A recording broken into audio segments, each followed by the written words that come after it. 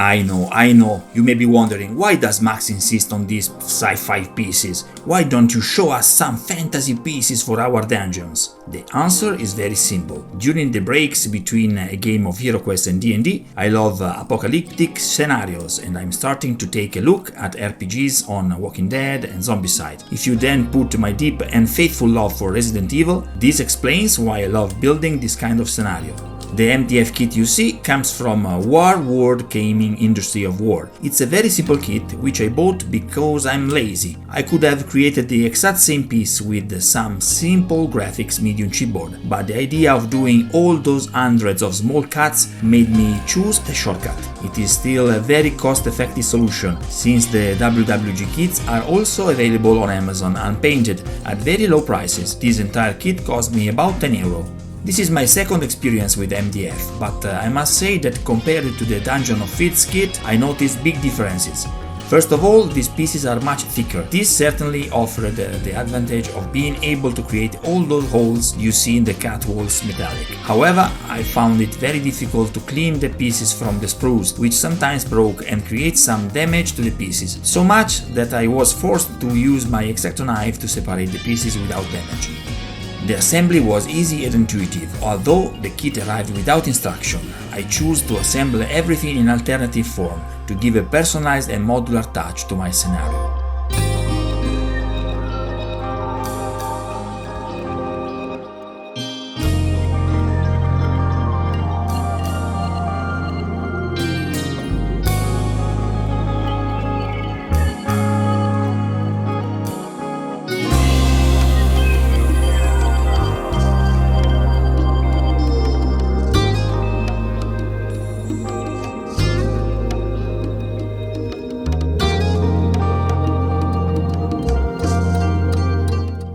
At this point, I added the graphics medium chipboard panels to complete the connection tower.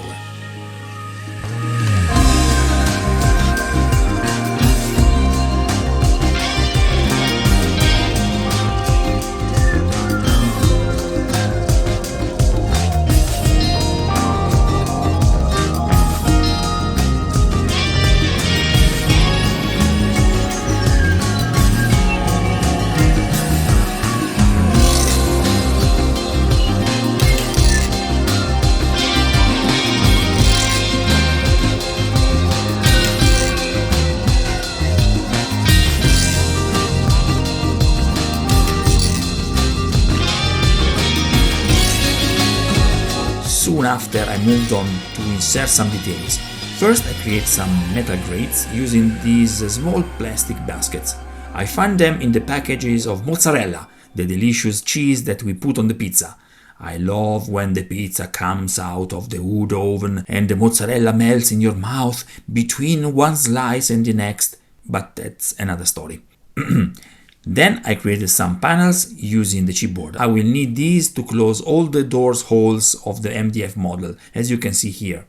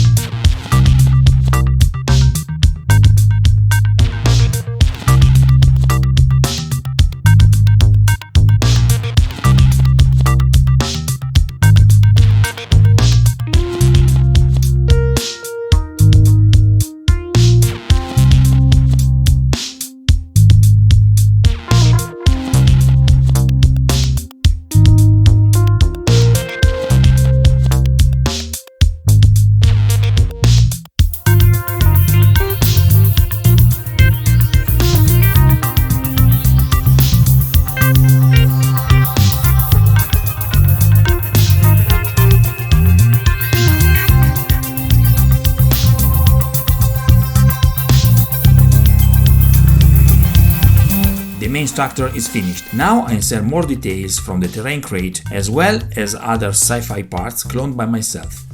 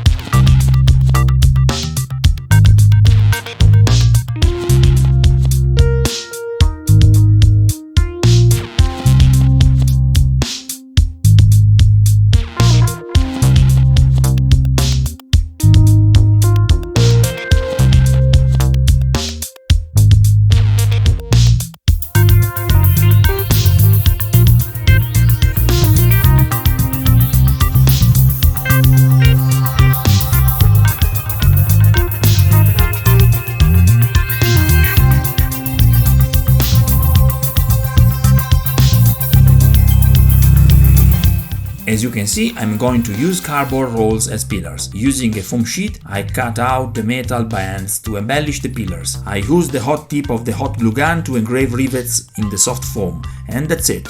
I decided to mount only 2 walkaways on the pillars, leaving the third free for greater modularity.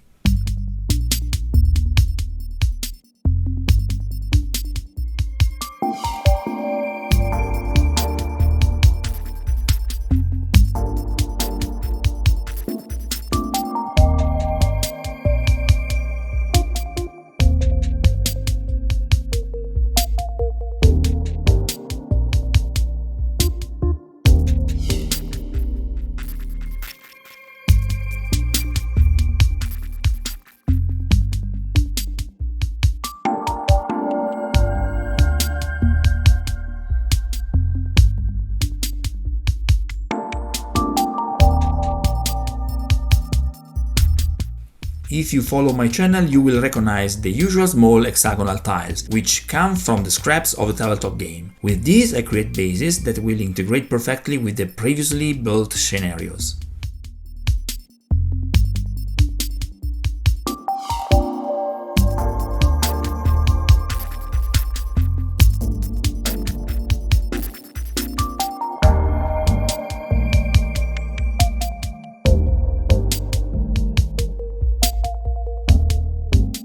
I add other details, electrical cables in this case, and then I use a water gun to create a small energy control station.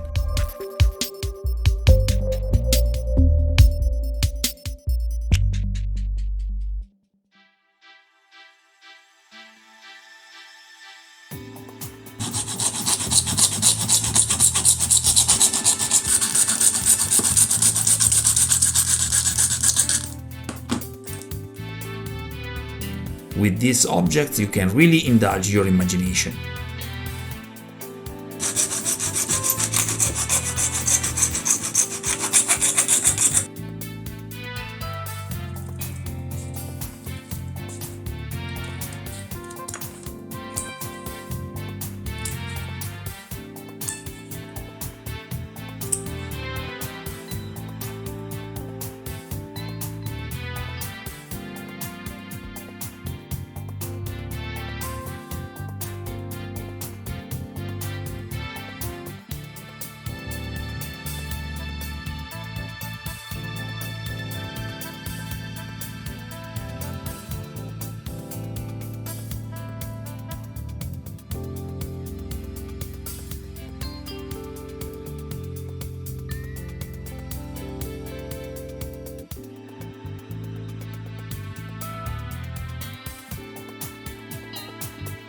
I made a base out of cardboard, added a connecting tube and a small control console.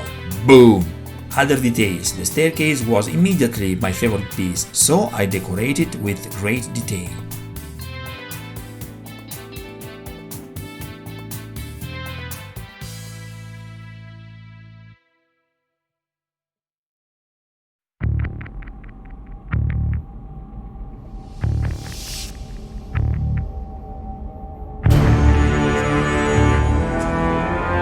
Here is what we find in our hands at the end of the assembly of all the pieces. I like it.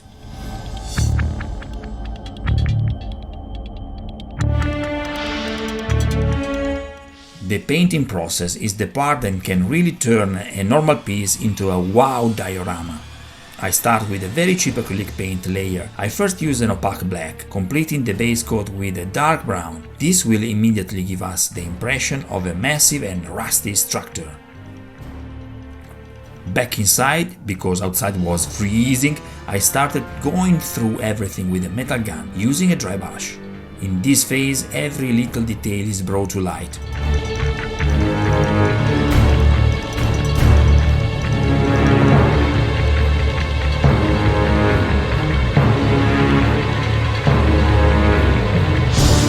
Now I use a warm grey for the walls, while I continue the first layer of gunmetal on all the metal parts.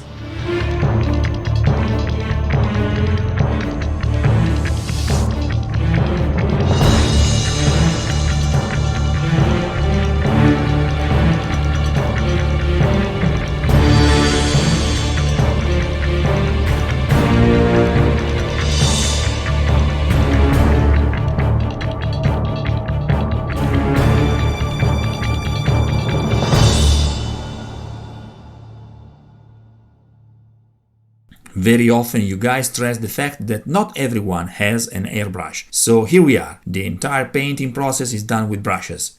Old paint brushes. Horrible brushes. Brushes to be ashamed of, as it must be in the tabletop terrain builder's tradition. This paint technique allows us to age the pieces as we paint it. I start from the center of the area I want to paint and unload the color, moving towards the edges, not taking too much care to get to the edges themselves.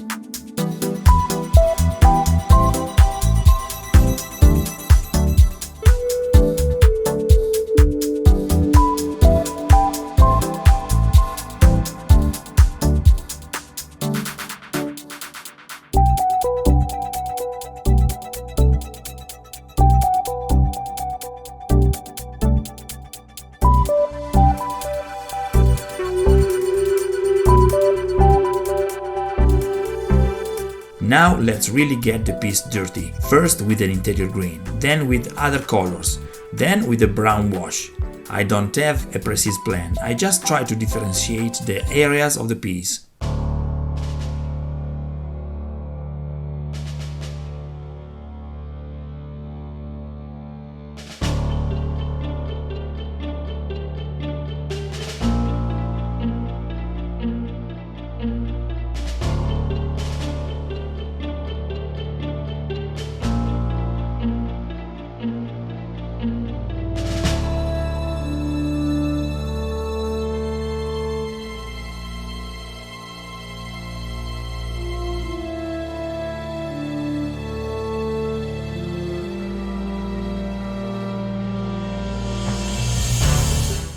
Graffiti are an important touch to create the right atmosphere. In this case, I thought of messages that would give discouragement to my party.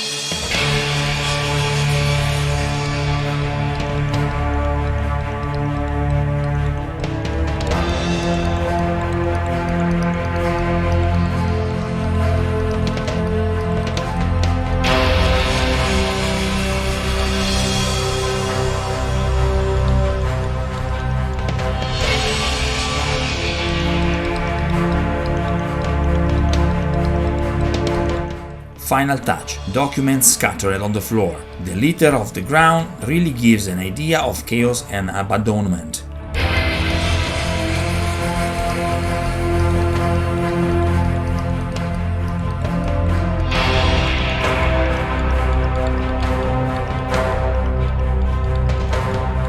I add a little flock into the bases and it's done. I will never tire of repeating how fun and fast MDF kits are. They allow us to build quickly so that we can focus our time more on details and painting.